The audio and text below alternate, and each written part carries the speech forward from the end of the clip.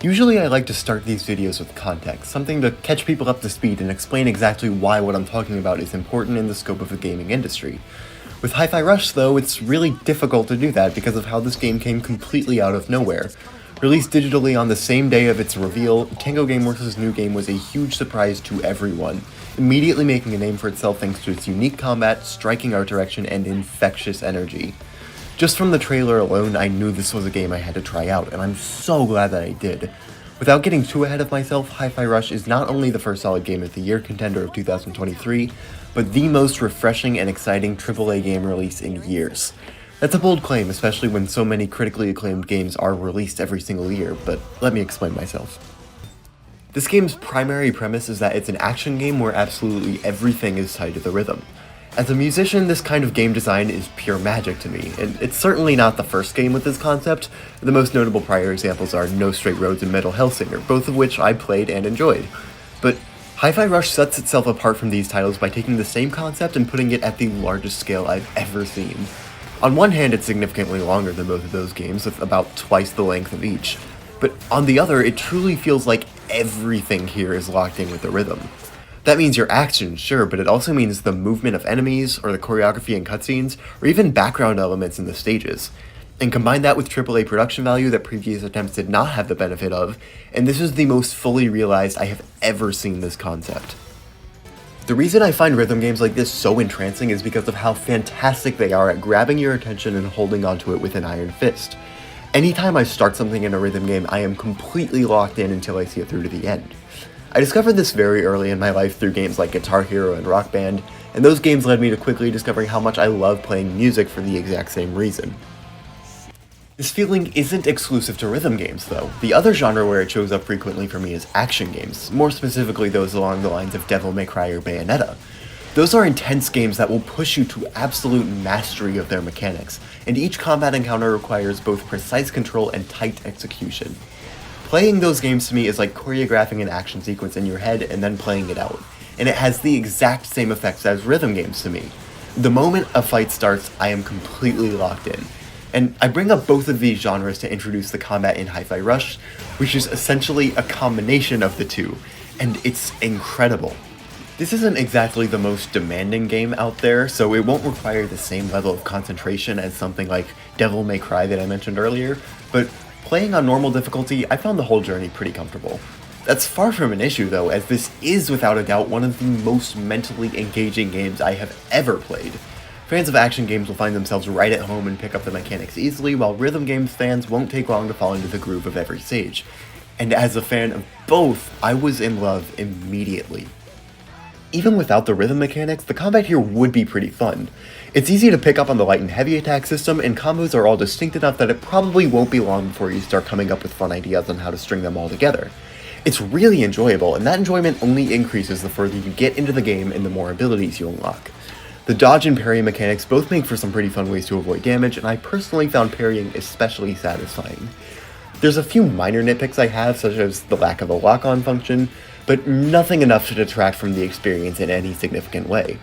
However, taking that solid foundation and adding rhythm to it is what elevates this far above and beyond expectations. The rhythm takes an already good combat system and makes it fantastic. Now you're not just thinking of ways to weave together combos, but how those combos play out alongside the song in the background. The classic light and heavy attack system is given a twist in that light attacks only take 1 beat, but heavy attacks take 2 beats. I think this is awesome, and it really keeps me paying attention to how I'm putting together combos. If playing Devil May Cry is like choreographing an epic fight scene and then executing it, then playing Hi-Fi Rush is like simultaneously directing and starring in an action-based music video. Alternatively, I would say that the combat in this game is very similar to improvising a guitar solo. You have all the tools at your disposal, and you're constantly piecing together different parts that you know to make something special. Figuring out how to stylishly and effectively take care of enemies is a thrill that never gets old, and I can see myself returning to this game quite a bit just for the battles alone. Every single fight is so stylish, so engaging, and above all else, just so much fun. One quick side note regarding the combat that I want to mention is that I really enjoyed the sections where enemies will telegraph a series of attacks in time with a rhythm, and you'll have to parry back that same string at a different point in the measure. That sounds confusing, but let me try to explain. Usually the enemy will start showing their attacks on the 1 beat, but then will take a beat to lunge at you, so you have to begin parrying the same sequence on the 2 beat, and adjust everything from that point forward. It's hard to explain with words, but here's an example of what I mean.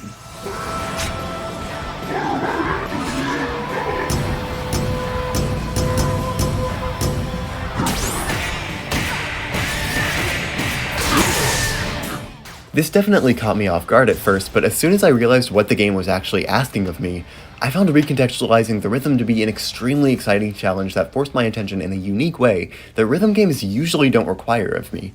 There's more to the game than just combat, and it's all pretty great too. There's a decent amount of platforming sections here which, while nothing special, are once again elevated by the rhythm.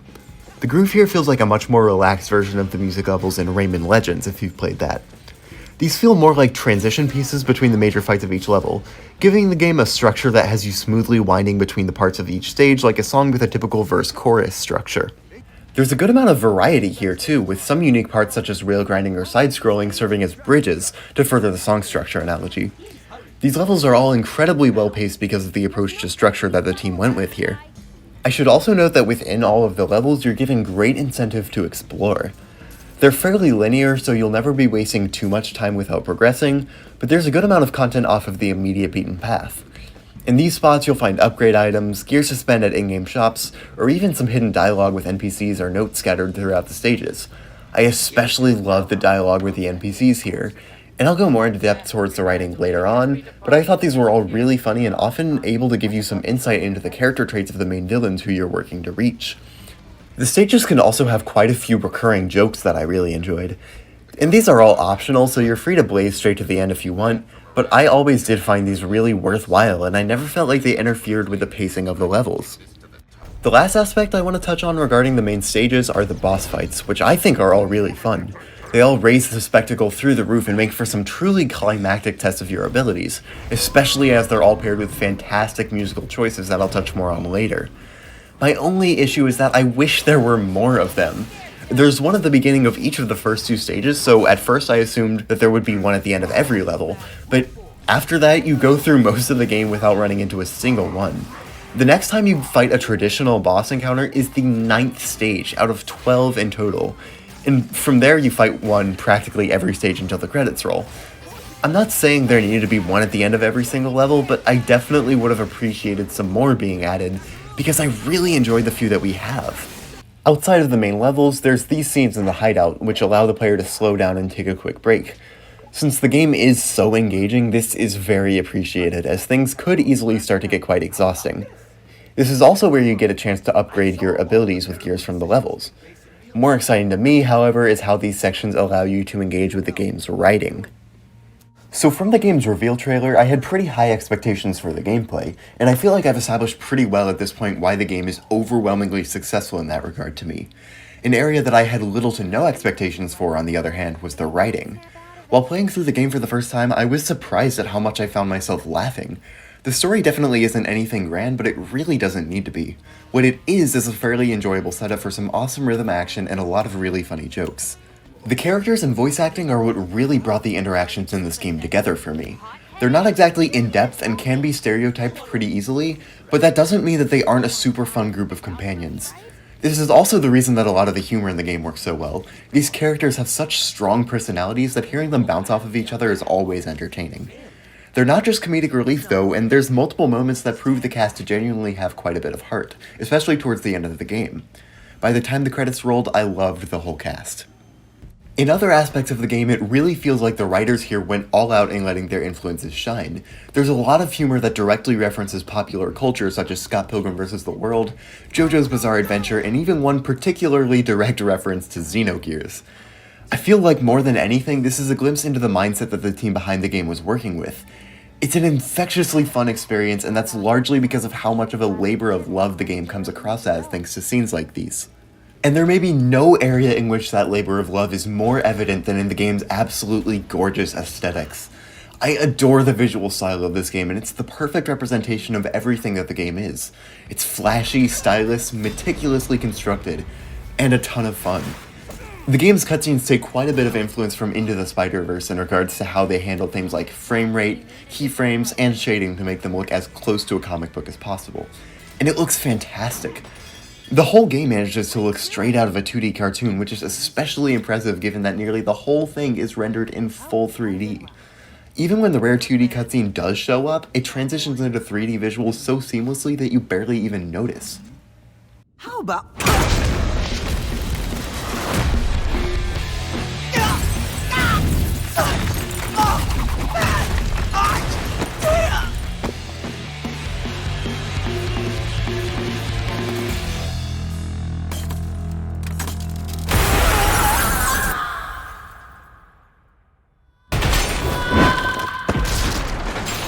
The whole game looks ripped straight out of a Cartoon Network show from the 2000s, and I love it. A massive part of what makes Hi-Fi Rush feel so lively is the animation, which I would go as far as to say rivals most animated movies coming out recently. Every single scene is completely overflowing with energy and life, and as somebody with a huge interest in creative animation like this, I found myself genuinely blown away by every single scene. Every scene sticks to the rhythm of the rest of the game, so they continue to contribute to that distinct flow that I mentioned is abundant in each of the levels. Because of the rhythm here, some action scenes come off as very reminiscent of Baby Driver, if you've seen that, which is a really great thing in my opinion.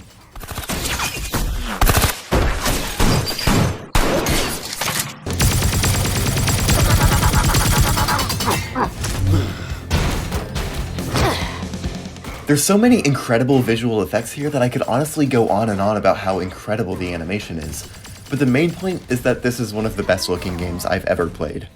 And all of this is helped even further by the soundtrack. The original music is great for sure, and every track is groovy enough that it's incredibly easy to get lost in the rhythm, something vitally important for a game that revolves around the rhythm as much as this one. It has the perfect amount of energy to incentivize you to make battles as flashy and stylish as possible, while also toning it back in the perfect ways for the more subdued exploration or platforming segments. The dynamic transitions here are amazing as well, and they go a long way to helping the levels maintain that smooth and seamless pace that I've been mentioning. The original soundtrack here is undeniably great, but it's elevated to even further heights by the licensed tracks appearing in some sections. It really feels like they designed certain parts of the game specifically around these songs. They just fit so unbelievably well. My absolute favorite moment in the game is hearing Nine Inch Nails' song The Perfect Drug kick in alongside the final boss.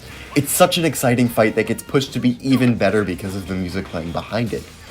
There's some pretty big names on this soundtrack too. Alongside Nine Inch Nails are other artists like The Black Keys and Joy Formidable. Even though these all existed prior to the game itself, every single licensed song in the game is used perfectly, and they all add to Hi-Fi Rush's identity in a truly inspired way. In fact, I think the best word to describe Hi-Fi Rush as a whole is exactly that, inspired. I mentioned at the beginning of the video that I think this is the most exciting AAA release in years, and I want to further elaborate on that now. The state of big budget gaming in the last few years has been not exactly bad, but things have definitely been a lot better. That's not to say we aren't getting great games all the time, but many of the biggest releases every year tend to feel quite similar to each other in many ways. I won't even bother bringing up multiplayer games because they have an entirely separate set of issues that are unrelated. But pretty much every big budget single player game releasing now is going to try to have, realistic graphics, some kind of open world, probably a more serious grounded tone, a narrative driven progression, all of that stuff that feels like a checklist towards impressing modern game critics. Don't mistake that for me saying that games like this are bad. In fact, most actually end up quite good. It's not even fair to say that those kinds of games are the only big budget titles we get, but they are undeniably the kind that we get the most often. The biggest games last year were Elden Ring, God of War Ragnarok, and Horizon Forbidden West. In all fairness, Elden Ring did go to great lengths to set itself apart from other titans of the industry through its unconventional storytelling and brutal difficulty. And it's also important to note that every single one of those games still reviewed extremely well. I'm not trying to attack any of them or say that their success was anywhere near undeserved. But still, it's undeniable that these games weren't really big risks. They all follow well-established formulas, and while that's not a bad thing, it is a sign that most major studios aren't interested in taking risks anymore. At this point, it's pretty much up to indie developers to chase more unique endeavors.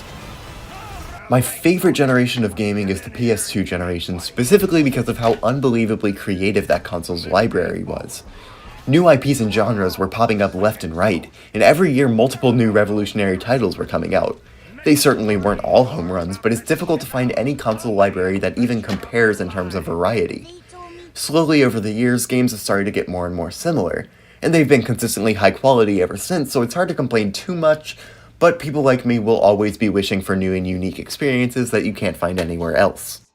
The last AAA game release that truly felt like something I had never played before was The Last Guardian in 2016. That game blew me away with its unique art style, gorgeous world, unconventional and unpredictable story, and more than anything, its quiet nature. It was certainly reminiscent of the PS2 classic Eco, but the whole package came together in an entirely unique way, and I was left with what is still one of the most memorable experiences I've ever played. Now, Hi-Fi Rush is the first AAA game since The Last Guardian to make me feel that way. It doesn't shock me to hear that this game was a nightmare to pitch to higher-ups, especially given developers Tango Gameworks' reputation for making horror games, but I'm so unbelievably happy that this game came out the way that it did. I'm definitely not the first person to make this comparison, but Hi-Fi Rush feels like a modern PS2 game in the best way possible. It certainly borrows ideas from other games that came before it, but nothing has ever come together quite like this before. Even when talking about this game with friends, it's very common for them to see footage and ask if it's an indie title, just because something like this is so unheard of in the modern AAA space. At a point in time where it feels like there's such a clear checklist of what AAA games need to do to be considered legitimate, it's beyond refreshing to see a game that checks none of those boxes and is still very highly praised. It's a great game that chooses to carve its own path as opposed to following the example of anyone else in the industry, and it makes me really happy to see a game like this be showered in such universal praise. I can only hope that more studios in the future will see Hi-Fi Rush's success and be inspired to take more risks in the same way. With modern technology and people as passionate as director John Johannes behind the wheel of more big projects, we could start seeing even more creative and out-of-nowhere projects from these big AAA studios, and I would really love to see that again. Through both of my playthroughs of this game, I practically never stopped smiling, and I'm certain that when I inevitably come back for a third time, it will be the exact same. Hi-Fi Rush feels like it was made specifically for me at points, with its excellent use of top-tier animation, truly special rhythm game combat that perfectly combines two of my favorite genres, and an energy that's simply impossible to match. I absolutely adore this game, and I can't recommend it enough to anybody with an Xbox Series console or a good PC. This is a game that's not worth missing.